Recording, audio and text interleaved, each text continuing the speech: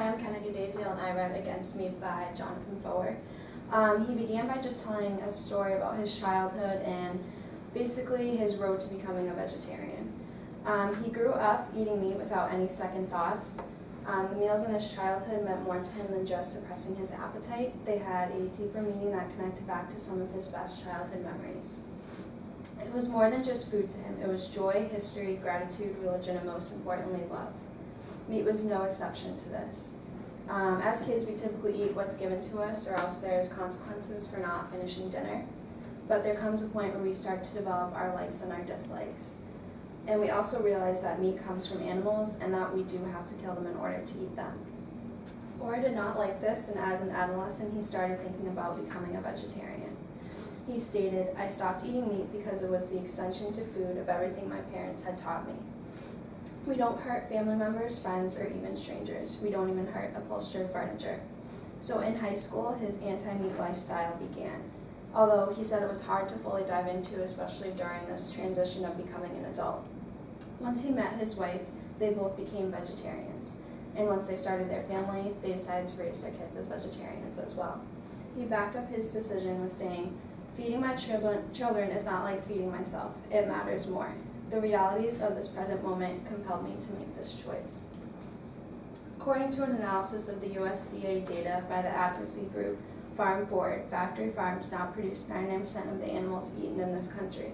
Factory farms are huge industrial operations that raise a large number of animals in brutal conditions.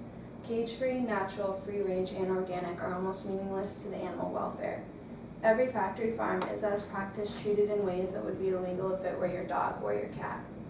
A few examples of these practices are branding, which is when they burn or freeze an identifying mark distinguishing ownership between animals; tail docking, which is the removal of an animal's tail without any anesthetic, and they'll either use a rubber band to just cut off the blood supply, or they'll just simply cut it off.